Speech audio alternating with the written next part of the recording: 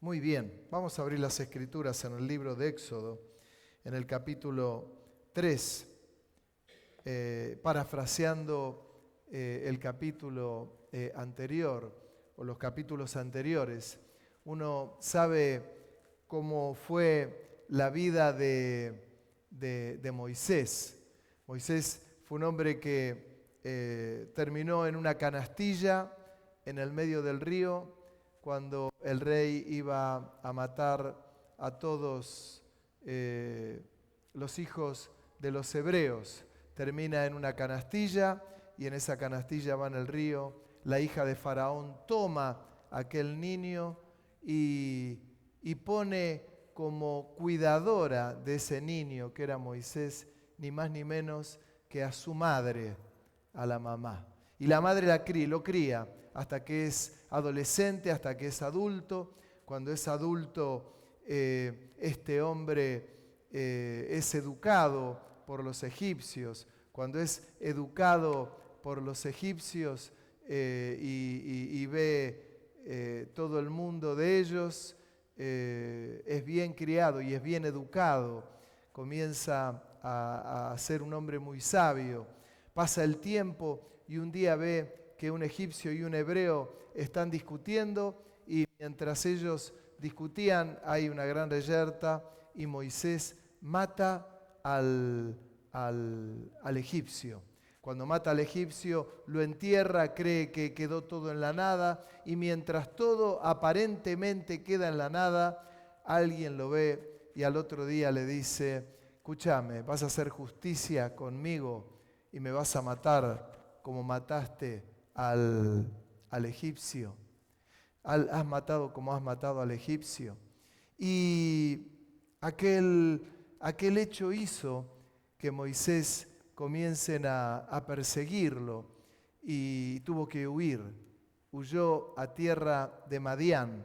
Cuando huye a tierra de Madián, él conoce a Jetro, que era un sacerdote de Madián, y conoce a la hija de Jetro, a Séfora, con la que tiene 2 hijos, y comienza una historia nueva para Moisés. Esa historia es que él ve una zarza, un árbol que ve que arde, y mientras ese árbol ardía y no se consumía, dice que la curiosidad lo incomodó. De tal manera lo incomodó que fue a ver qué era lo que ocurría ahí.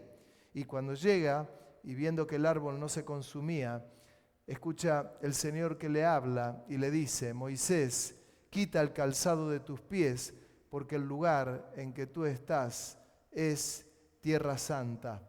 Mientras él hace todo esto, queda conmovido porque había descubierto que era la voz del Señor que lo llamaba.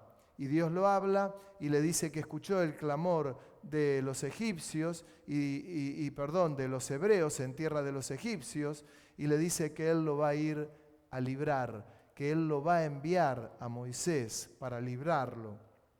En medio de todo esto queda conmovido Moisés y él dice: no puedo ir yo, no estoy en condiciones. Te estás equivocando. Claro, él recordaba que en la tierra de los egipcios, si él iba, lo iban a matar.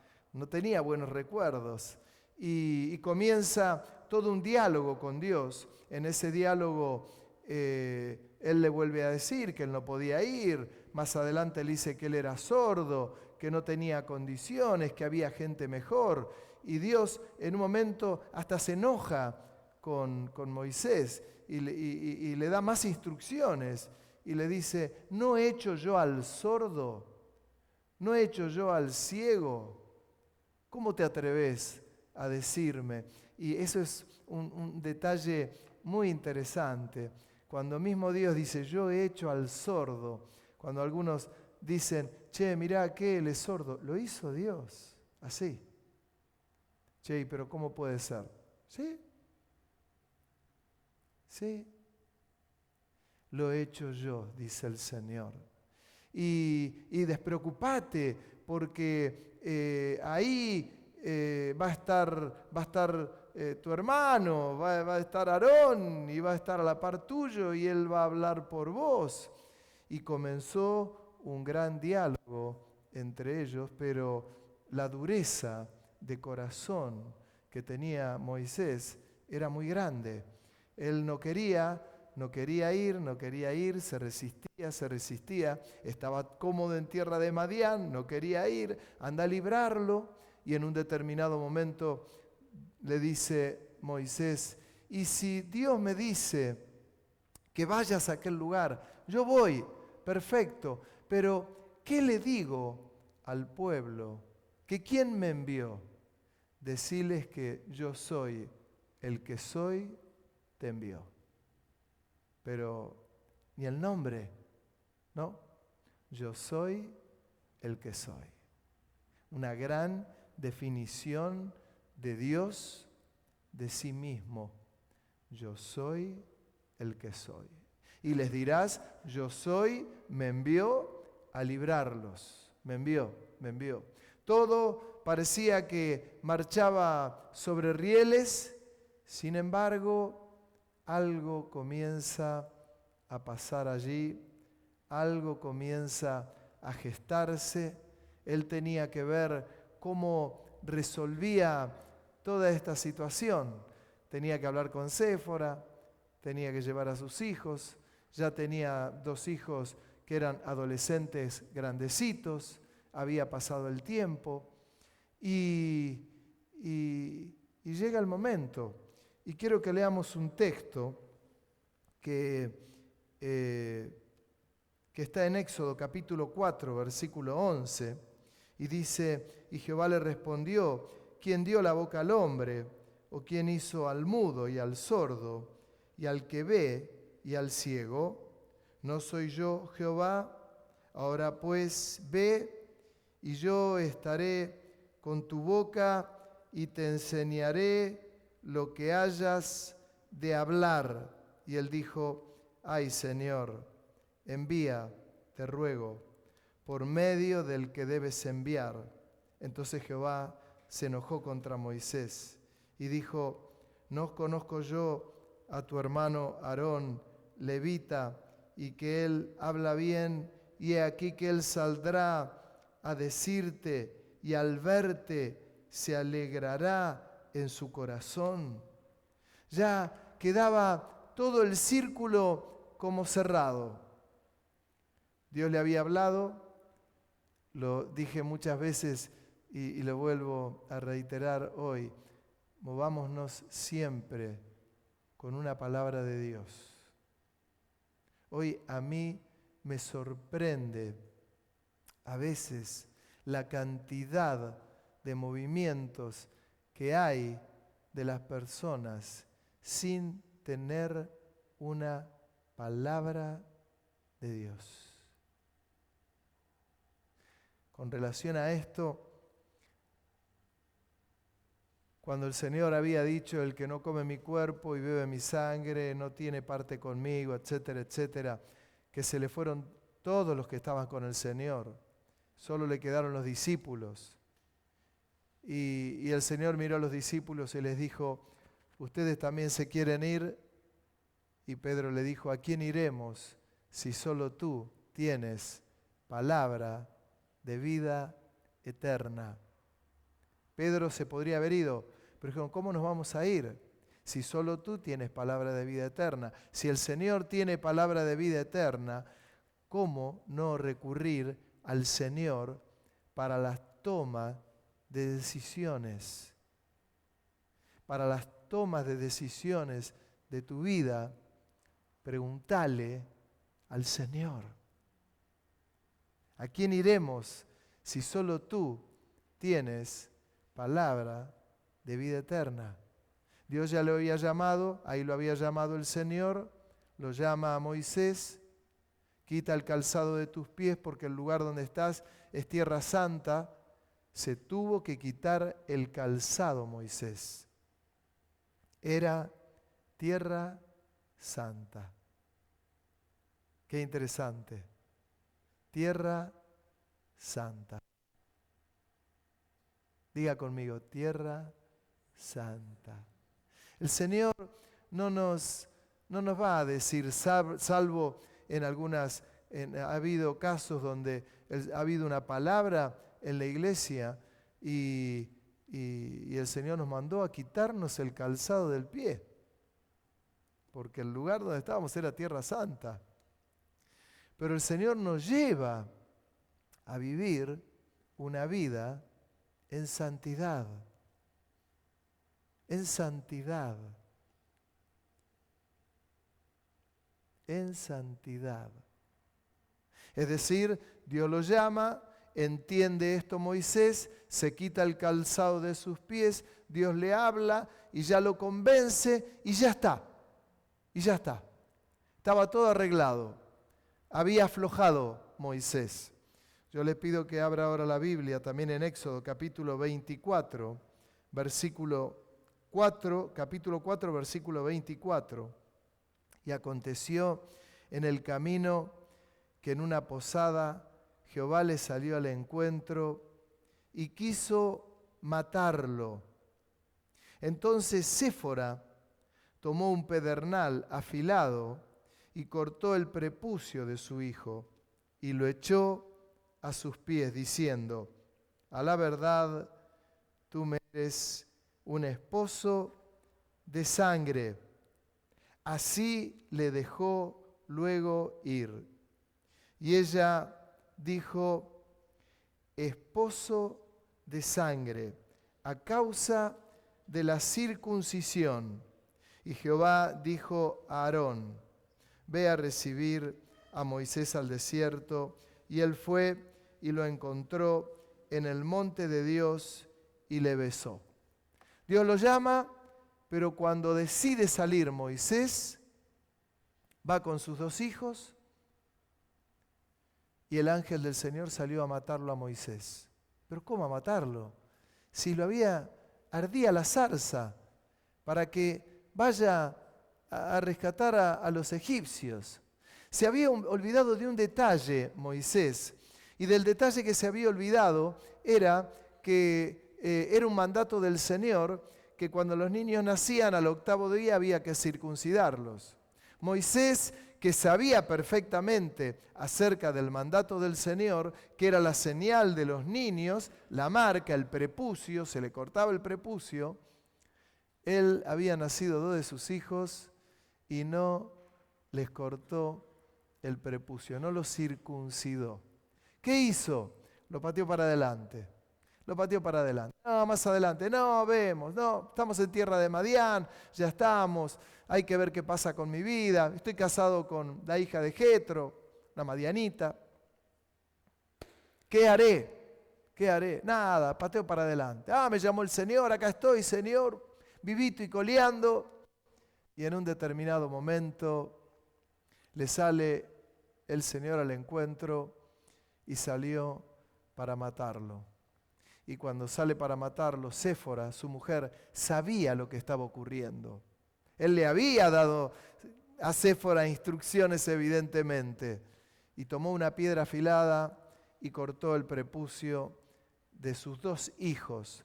Una cosa es circuncidar a un nene de 8 días y otra cosa es circuncidar a un chico de 10, 11, 12, 13, 15 años. Tenía 2. Tomó una piedra afilada y le cortó el prepucio y le dice: me eres un marido de sangre. Y tiró los prepucios a los pies de su marido, Moisés. El que lo llamó marido de sangre porque usted sabe la cantidad de sangre que habrá habido ahí. No era un nene, no era un bebé que aún sangra, pero con los cuidados del caso no ocurría lo que sí ocurrió después. El ángel salió a matarlo, no lo mató, pero le costó sangre al bebé, a los 2 chicos que no eran bebés, eran adolescentes. Ahora bien, esto que le ocurre, que fue tremendo y que tiene que dejar una enseñanza inmensa en cada uno de nosotros, es que aquel hombre que creía que, bueno, podía servir al Señor de cualquier manera, estaba todo bien. No es que estaba todo bien. Las pautas de Dios eran santas, son santas y serán santas.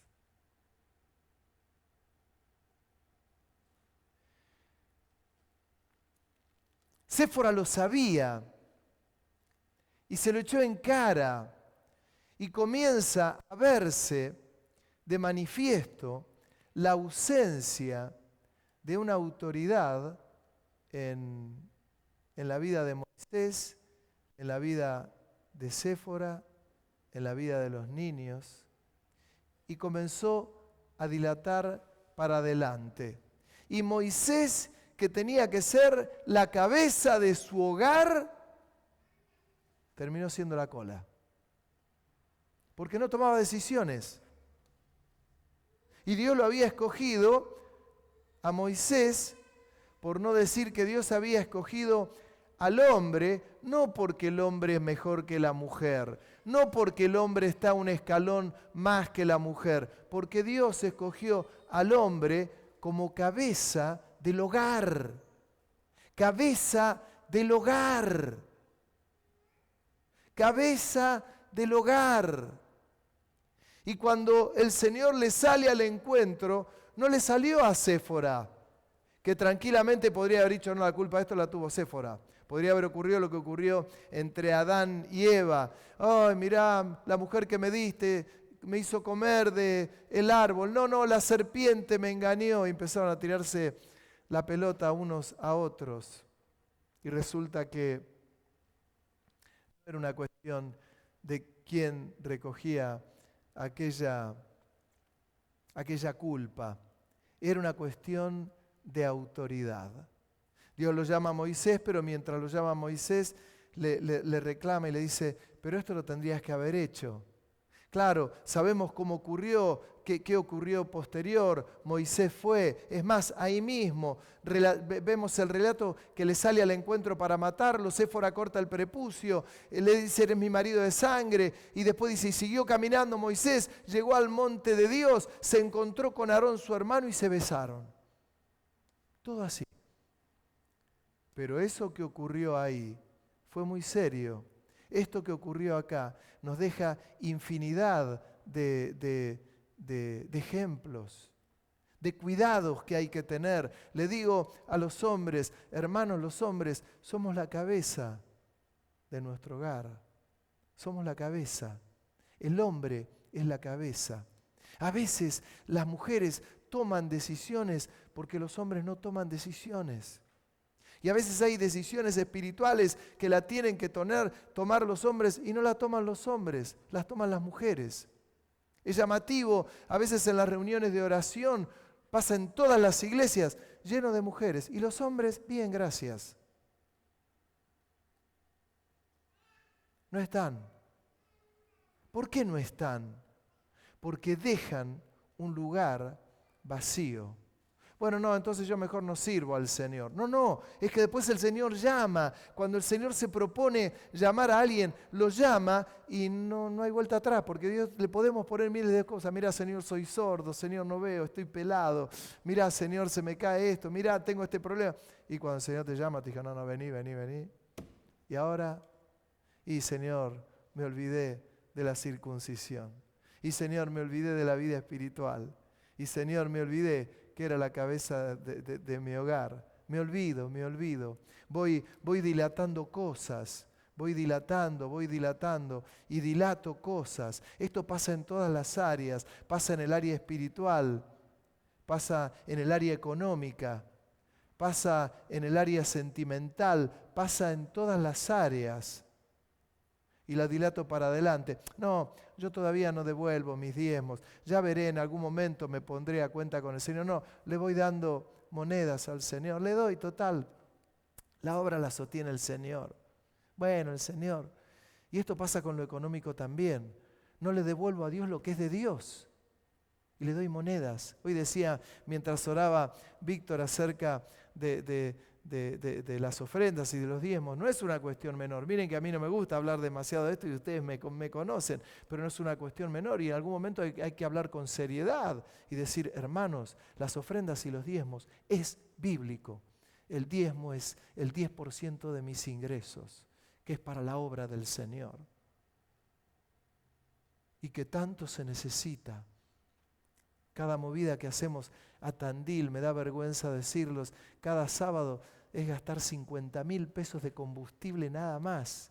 Y es la obra. ¿Entiende lo que le digo? Y es la obra. Es la obra. Es la obra.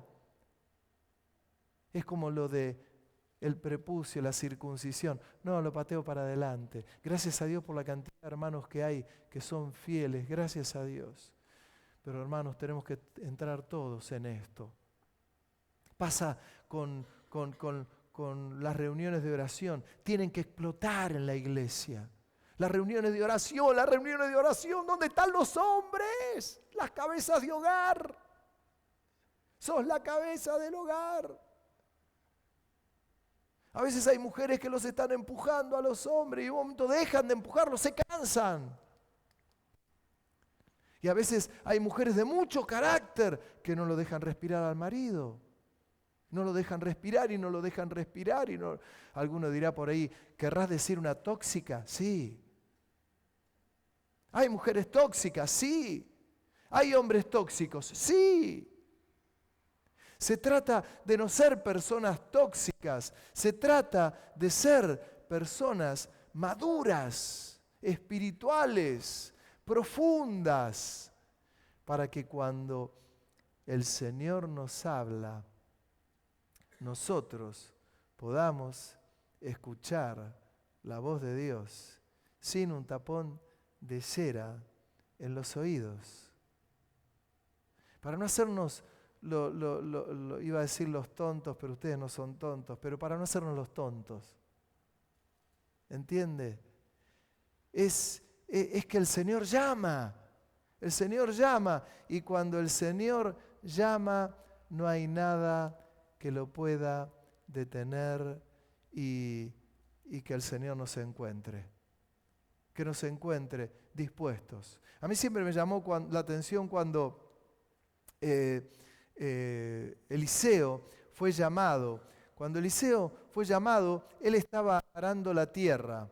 Y mientras él araba la tierra, él sabía de Elías, del profeta Elías. Y el profeta Elías lo llama y le da la palabra de Dios. Y él le dice, esperá que voy a quemar todos los elementos que tengo de trabajo, con lo que él trabajaba la tierra. Hizo un asado para toda la familia que estaba allí, se despidió y se fue detrás de Elías. ¿A qué? A servir a Dios. Preparado para lo que venía por delante. Y algunos cuando habla de la preparación, lo primero que se imaginan es un ministerio apostólico, profético, evangelístico, pastores y maestros. No, hermano. Se trata de servir al Señor en todas las áreas que tenemos a mano en la iglesia y vivir en santidad y en consagración. En consagración total, en una vida devocional profunda, que tengo acceso a las Escrituras. A mí me conmueve cuando uno lee historias reales, veredictas, de tantos años atrás, cuando no tenían las Escrituras, o como en lugares como China, que no te permiten predicar el Evangelio. Tienen alguna iglesia protestante ahí para mostrarla, pero a los verdaderos creyentes que los encuentran con una Biblia, los meten presos. ¿Usted entiende lo que yo le estoy diciendo? Lo meten preso por tener una Biblia.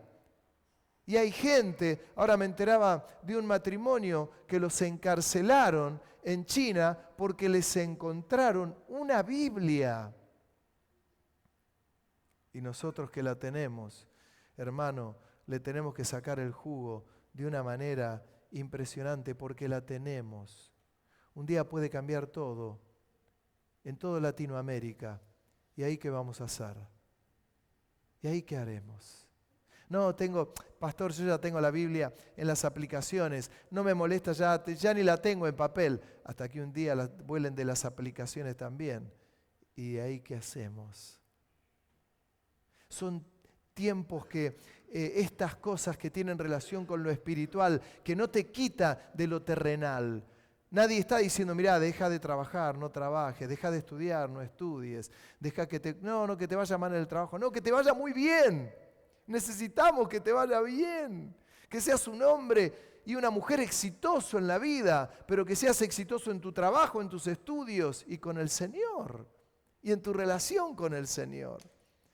Que no pateemos para adelante las situaciones, porque es el momento.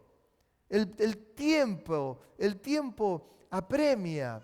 Hay muchas confusiones por donde uno va, ando por varios lugares, uno ve, hay tantas corrientes cristianas, tantas ideas raras. Uno se encuentra con ministro de una cosa, ministro de otra cosa. Yo soy ministro de prosperidad. El otro dice, yo soy ministro de ciencias ocultas. Yo soy ministro de... Dios mío, no hay siervos. Hay ausencia de siervos. Hay ausencia de gente que diga, yo soy de los que agarra el baldecito, la toalla y me pongo a lavar los pies de quien sea. Falta eso. A veces hay mucho vuelo del otro, tanto vuelo de lo otro. Justamente de lo que habla es de la ausencia de quitarse el calzado para habitar en medio de un Dios que es santo, santo, santo. Y la decisión que el Señor está queriendo encontrar en nosotros, Señor, aquel hombre, Moisés, se olvidó de circuncidar a sus 2 hijos. ¿De cuántas cosas nos olvidamos nosotros? ¿De cuántas cosas? ¿Sabe la cantidad de creyentes que cuando tienen que abrir en las Escrituras y uno le dice, abrí en el libro de Habacuc? Claro, cuando buscan en las aplicaciones de los celulares es fácil, a ver, cuando tienen que buscar en la Biblia. El que no se fija en el índice empieza a hacer con la Biblia a donde aparece Habacuc, pero como tiene poquitos capítulos se le pasa de largo porque es la ausencia de las Escrituras. Uno puede parafrasear y se te puede escapar algún dato, se te puede escapar uno que otro dato y está bien. Pero el conocimiento que tenemos que tener de la palabra de Dios tiene que ser profundo. ¿Por qué? Porque Dios tiene planes muy altos con la iglesia. Muy altos, muy altos. Estamos en esa lista de hombres y mujeres que tenemos que predicar el Evangelio. ¿A dónde? Afuera. Que tenemos que invitar a la gente. ¿A dónde? A los cultos. Que tenemos que enseñarle los primeros pasos a la gente, claro. ¿Quién le tiene que enseñar los primeros pasos a la gente? Ustedes mismos, ustedes mismos. A veces mucha gente dice, se encuentra con alguien, le hablan del Señor y dice, lo primero que le dice, no, te voy a llevar a que hables con el pastor o que hables con un anciano. No, predicale vos el Evangelio. Llévalo con claridad hablándole del Evangelio, que lo va a entender perfectamente si vos lo entendés perfectamente. Moisés creía que era así nomás la cosa, porque él sabía, él tenía conocimiento. Él sabía, y le salió al encuentro. Que el Señor nos salga al encuentro para darnos unas palabras. Que el Señor nos salga al encuentro para decirnos lo que tenemos que hacer. Que el Señor nos salga al encuentro para predicarle a una persona. Que el Señor nos salga al encuentro para orar y predicar en una ciudad. Que el Señor nos salga al encuentro, pero no para querer matarnos. No para matarnos. Hermanos, en el mundo estamos notando mucha ignorancia. Tremenda ignorancia. Y Dios nos está llamando a algo mucho más profundo. El Señor nos está llamando a algo bien alto. Nos está llamando a algo glorioso, glorioso, glorioso de verdad. ¿Por qué? Porque tiene planes con nosotros. Te ha llamado, está llamando aún, y algunos vuelvo a decir, ¿y para qué? ¿Para ir a abrir la obra en algún lugar? Algunos sí, a otros no. A otros tal vez para darle un vaso de agua a un niño. ¿Se acuerdan cuando el Señor dijo, cualquiera que le dé un vaso de agua a un niño, me lo está dando a mí? Y a veces uno ignora esto. Y de pronto se hace la luz. Cuando uno ve luego, posterior, la vida de Moisés, claro, ya estaba, lo peor había pasado. Lo peor había pasado, es verdad. Poco se dice de Séfora, poco se dice de sus 2 hijos, pero él comenzó a llevar la libertad a los cautivos en la tierra de los egipcios. Pasó por ese lapsus que fue difícil. Fue difícil porque casi le cuesta la vida. Casi le cuesta la vida. Y la mujer lo amaba y tomó la piedra y le cortó el prepucio, porque lo amaba al marido. Luego comenzó todo lo que ustedes saben en la tierra de los egipcios. Llevar el mensaje, se reunió con Faraón 1 vez, 2, 3, 4, 5, 6, 7, 8, 9, 10, hasta que ocurrió todo lo que ocurre. Y Dios le hablaba, Dios lo respaldaba, los egipcios lo están persiguiendo, ellos se encuentran frente al Mar Rojo y Moisés, que tenía ya una relación con el Señor profunda, lo peor había pasado, le dice, se pone a clamar, me llama la atención esa declaración. Frente al Mar Rojo, Moisés comienza a clamar a Dios, líbranos, Señor, porque está el Mar Rojo frente a nosotros y los egipcios nos están persiguiendo. Y Dios le habló y le dijo, no clames a mí, di al pueblo que marchen. ¿No le llama la atención eso? Pero ¿cómo no va a querer el Señor que clamemos a Él? No clames a mí, di al pueblo que marche. Y cuando el pueblo marchó, que pisó el agua del Mar Rojo, las aguas se abrieron. No clames a Dios cuando no es momento de clamar. Clama al Señor cuando es momento de clamar. Cuando el Señor dice es momento de marchar, hay que marchar. Cuando es momento de hacer, hay que hacer. Hay que hacer.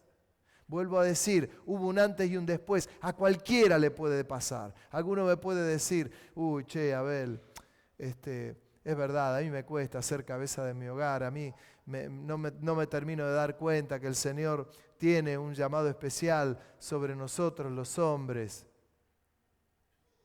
A veces para los hombres es muy liviano. La decisión la toma mi mujer. ¿Qué querés comer? Bueno, ella se arreglará. ¿Quién paga la luz? Ella se arreglará. ¿Quién paga el gas? Ella se arreglará. ¿Quién orará? Ella se arreglará. ¿Quién conoce más las escrituras? Ella. ¿Quién va a la reunión de oración? Ella. Y el hombre va a decir, no, yo trabajo. No, el hombre tiene que compartir las cosas con la mujer. No es una cuestión de machismo. Es una cuestión de amor, de pasión, de deseo, de vivir bien. Pero que ocupes tu lugar, que ocupemos nuestro lugar. ¿Cuánto hace que el Señor no te da una palabra? Si el Señor tiene palabra para tu vida, tiene planes. Si tiene planes, ¿cómo no va a actuar? Ahora, cuando pasa todo esto, ya después viene el otro que es más fácil. Ya cuando todo es más fácil, ya el Señor se relaciona de otra manera, sabe cómo relacionarse, sabe cómo hablar, sabe cómo decir, sabe, es a nivel mundial lo que les voy a decir. Ya hay gente que no quiere salir a la obra. ¿Salir a la obra? No, pastor. ¿Cómo vamos a salir a la obra? Esperemos que el pastor local se muere y me quedo de pastor en la ciudad donde vivo. Es más fácil.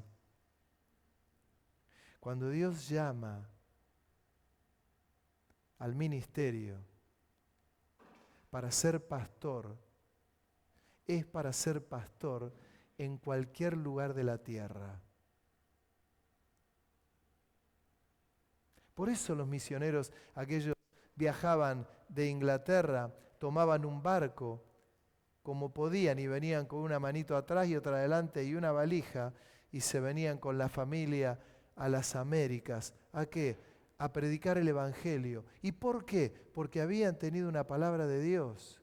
Y los del lugar, los de Inglaterra, los de otros lugares, los sostenían con sus ofrendas y sus diezmos como podían. Y venían a los lugares y predicaban el Evangelio. Y hoy podemos decir, somos cristianos evangélicos, porque hubo gente que pagó un precio muy alto en lo espiritual y en lo económico. ¿Entienden? En todo sentido. Va todo relacionado, va todo de la mano. Y en un momento hay un despertar y hay un crack. A veces en las vidas ocurre que a alguien le toca vivir algo que lo conmueve y se acuerda del Señor.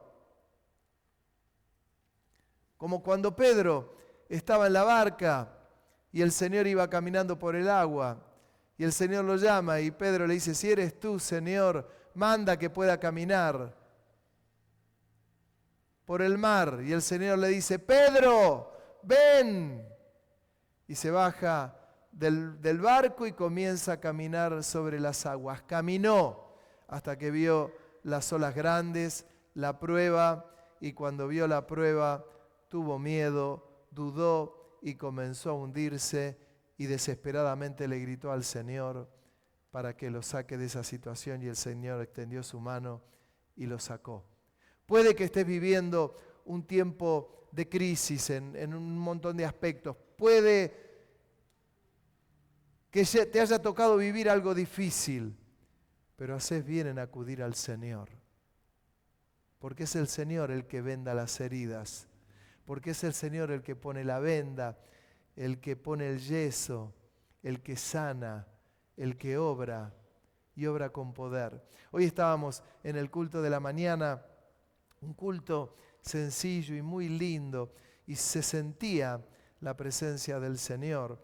Y después que termina la primera parte, o antes de terminar la primera parte, se me ocurre decirle, hermanos, ¿alguno quiere decir algo?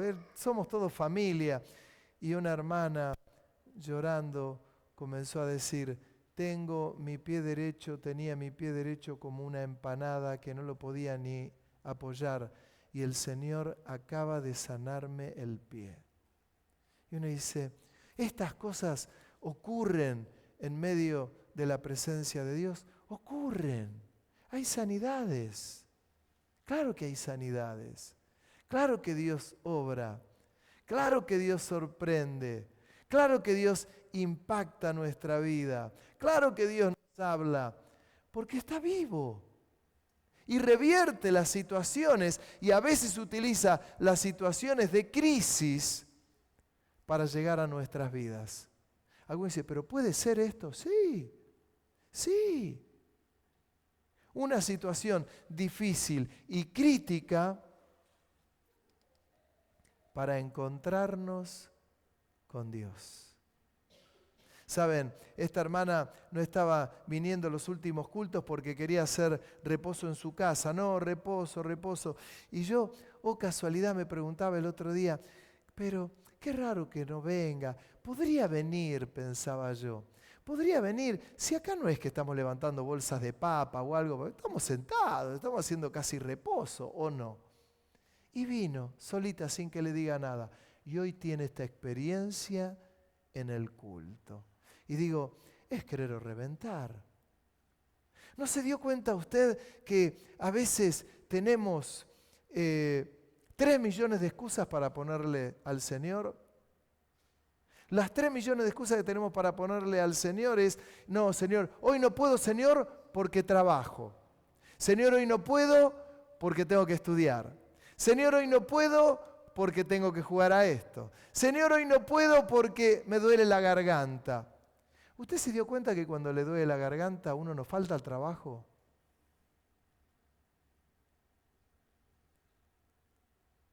¿Usted se dio cuenta? Sin embargo, a veces a uno le duele la garganta y si no voy a la iglesia, me duele la garganta. ¿Por qué?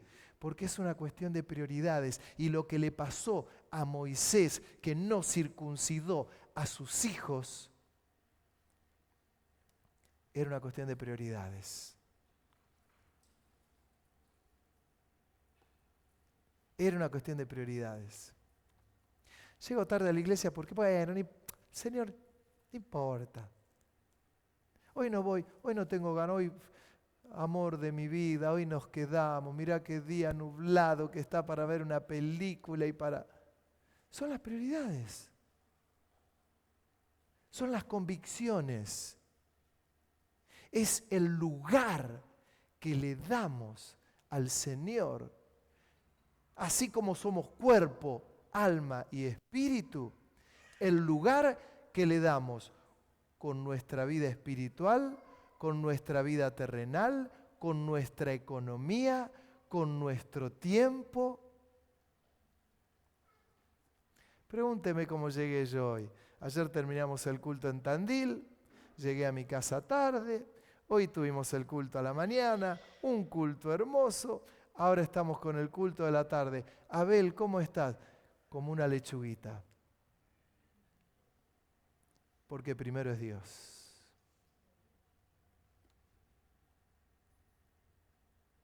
Primero es Dios. ¿Qué me estoy poniendo como ejemplo? No, espere que le diga. A veces llego cansado. Cuando me caigo en la cama me desplomo. ¿Qué cree usted? ¿Que no? Claro. Claro, no me puedo hacer el pibito acá con ustedes. No, no soy un pibito. Pero que el Señor nos llama a darle el lugar que Él tiene, ni lo dudes. Que sea de verdad primero Dios. Primero Dios. Cuando digo primero Dios, primero Dios. Primero Dios. Vengo de una escuela que yo le doy gracias al Señor por los pastores que tuve. Yo le doy gracias al Señor por el pastor Jorge Pradas. Le doy gracias por el pastor Daniel García. Le doy gracias de verdad. Y otros ministerios más, pero puntualmente ellos que fueron la base de mi vida, a mí me orientaron en esto, es así, así, así y así. Y yo digo, bueno, es así. Y lo que me decían mis pastores era como si me hubiera dicho Dios. ¿Y sabe qué? Es maravilloso. ¿Por qué? Porque es de esta manera como el Señor nos llama. Y hoy la pregunta, ¿cuántos quieren servir al Señor? No me lo diga. Pero Dios llama. Dios llama a una vida devocional profunda. Profunda. No es a mi manera. Es a la manera de Dios. Señor, ¿es por este camino? ¿Es por este camino? Pregúntele, pregúntele.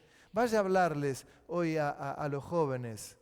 Vaya a predicarle a los jóvenes. Tenga cuidado como le predica a los jóvenes. Yo he sido pastor de jóvenes muchísimo tiempo y muchos jóvenes ha habido en la iglesia. Vaya a hablarle hoy a los jóvenes de santidad, de consagración, de búsqueda de Dios. Vaya a algunas iglesias a hablar de alguno de estos temas. Están esperando que se hable de prosperidad. ¿Cómo hacer?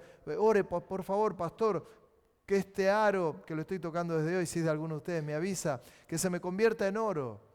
Hay gente que se convierta en oro, el oro. Señor, que me des. Deseo que el Señor bendiga, te dé el mejor trabajo, que ganes muchísimo. Porque por otro lado, si Dios te bendice muchísimo, la iglesia va a recibir buenos diezmos, el 10% de tus ingresos. Es maravilloso. La obra va a ser bendecida, vamos a poder viajar a distintos lugares a la obra y no vamos a tener problemas económicos. Hoy los tenemos. Hoy los tenemos. Deseo que el Señor te bendiga, hermano, que ganes 3 millones de pesos o más. Yo les voy a contar una experiencia en lo económico. Ojalá lo tome y no lo tome a mal. A mí en la vida, en Lo laboral me ha ido maravillosamente bien. Los que me conocen de hace muchos años, me fue bárbaro. No hacía una revista, hacía 2 revistas. Fortuna gané. Me fue muy bien en esos años, muy bien. En una oportunidad comencé a hacer otra actividad, las revistas comenzaban a decaer, comencé a comprar y vender autos. Yo tenía un buen ingreso con todo esto, ganaba el equivalente, por decirles un número redondo hoy, no sé, 2 millones de pesos. Pongo mis diezmos, ¿cuál es el diezmo de 2 millones de pesos? ¿Cuánto? 200.000 pesos. Hago bien el cálculo. Yo pongo en un sobre 200.000 pesos y lo pongo en los sobres como hacen todos ustedes y lo pongo. Y el Señor me habla y me dice, ¿es verdad que querés ganar 2 millones de pesos? Y yo sabía por qué el Señor me lo había dicho. Porque yo ese mes había vendido 2 autos y no había ganado 2 millones de pesos. Había ganado 4 millones de pesos. Y cuando fui a poner mis diezmos, el Señor me dijo, ¿querés ganar 2 millones de pesos? Ganaste 4. ¿Querés que te empiece a pagar menos para que pongas menos diezmo? Y aprendí la lección. ¿Sabe qué hice? Me fui corriendo agarrando el otro sobre, puse lo que correspondía y dije, Señor, perdóname, esto es tuyo. Lo que es del Señor es del Señor, hermano. Pasa en lo económico, pasa en lo espiritual, pasa en la vida devocional, pasa en el tiempo, el tiempo que le tengo que dar al Señor. No te está pidiendo todo el tiempo al Señor, tenés que trabajar 8 horas, 10 horas, trabajar lo que quieras. Tenemos 3 cultos semanales, hermanos. ¿Entiende usted lo que le digo? No somos una iglesia que persigue a la gente, ni con el tiempo, ni con la economía, ni con nada. Pero usted tiene que saber que delante del Señor tenemos que ser serios. Porque un día nos puede salir al encuentro en el monte. Y que no sea que nuestra mujer nos tenga que salvar y cortar unos prepucios con una piedra. Porque nos va a doler.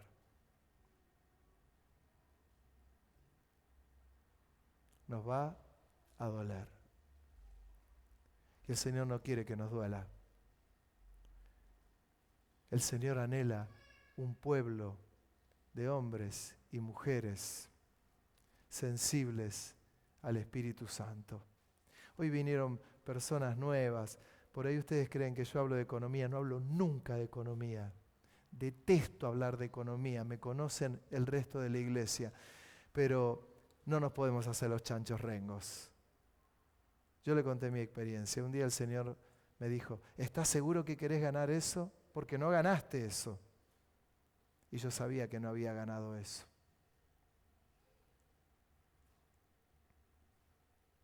Lo que es del Señor es del Señor, y lo que es del César es del César. Y les digo algo, nuestra vida, y termino, nuestra vida es del Señor. Y cuando nos vayamos de acá de la tierra, ¿sabe dónde nos vamos? A la presencia de Dios. ¿Sabe lo que eso significa? El Señor nos preparó una morada. Todavía no nos damos cuenta que el Señor nos preparó una morada que ni nos imaginamos lo que puede llegar a ser. Nos preparó una morada eterna. Hermano, Dios te ama profundamente y yo también. Pero Dios te ama mucho más.